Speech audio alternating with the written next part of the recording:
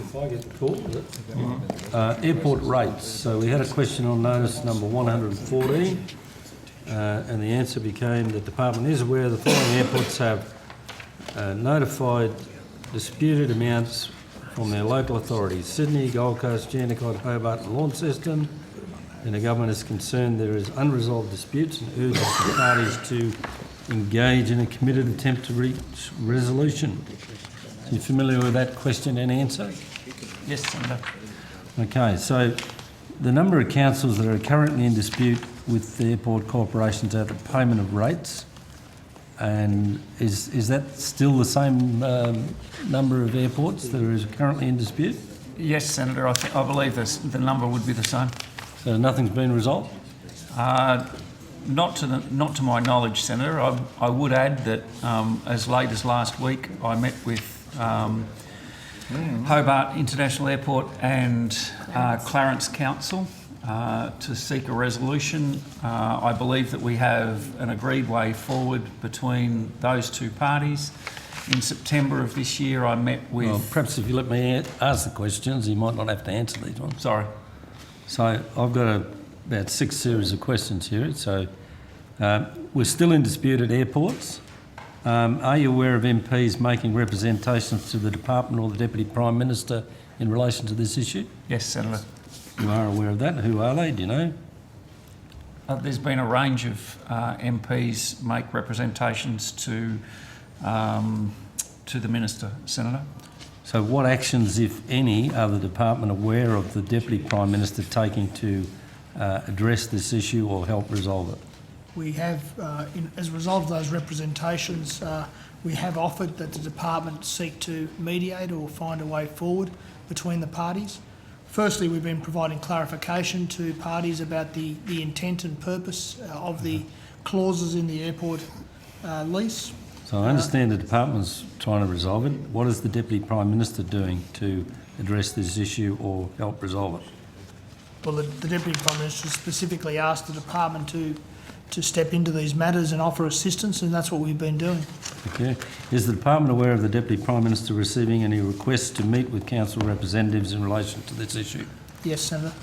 Has the Deputy Prime Minister personally met with any council representatives in relation to this issue? The Deputy Prime Minister meets with councils often. I think in relation to this specific matter, he's asked that the department handle the matter, given that it comes down to a commercial negotiation between parties. As a first step, he's been happy for the department to see if we can find a way forward. So whilst I accept that the Deputy Prime Minister will meet with whoever he chooses, including council representatives, has the Deputy Prime Minister personally met with any council representatives in relation to this issue? I'd have to take that on notice and check. I think certainly his office has. Let me take that on notice, Senator. Can the department confirm there is a legal liability for airport corporations to pay rates equivalents? To pay rates equivalent to rate equivalents? Yes, Senator. There is a legal obligation between the Commonwealth and the airports to pay ex gratia rates. So what is the government's role in resolving these disputes?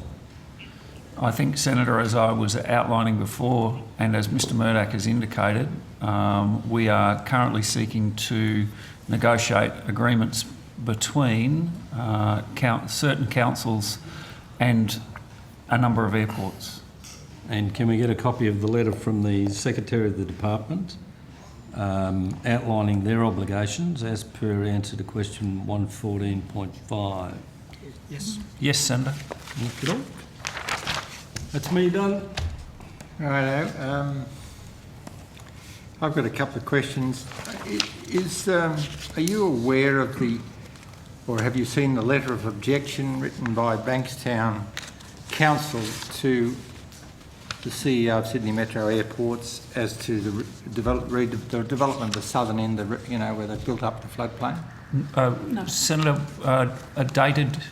Dated the 29th September 15? No. So I might table it for you. That would be helpful, Senator. And I mean, obviously they've got some strong objections to what's going on there and the way it's been gone about.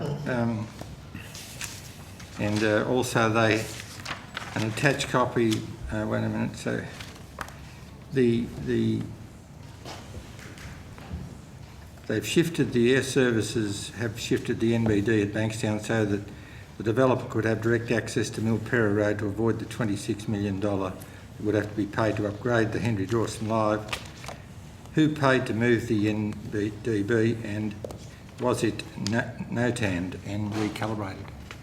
Senator, without seeing the detail of the letter, I'd prefer not to comment.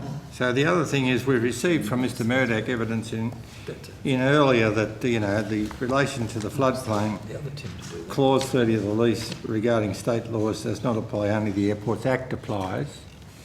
I now have a letter that sort of contradicts that proposition, that the tenants of the lease actually have to apply with state law. So would you like to see that as well? Very happy to, and we'll provide advice on that, Senator, yes. And this is a letter from Sydney Metro Airports to Mr Paul William Maguire from Mr Peter Crowley, which sets out complying with the, certainly in these areas, the fire safety has to be comply with the New South Wales law. And a series of other things. Well, certainly there are matters where, with the application of Laws Act, then state law will apply. We were talking specifically about environmental planning. I'm happy to look into that issue in detail. Thank you. We'll now go to ATSB for 10 minutes. Thank you.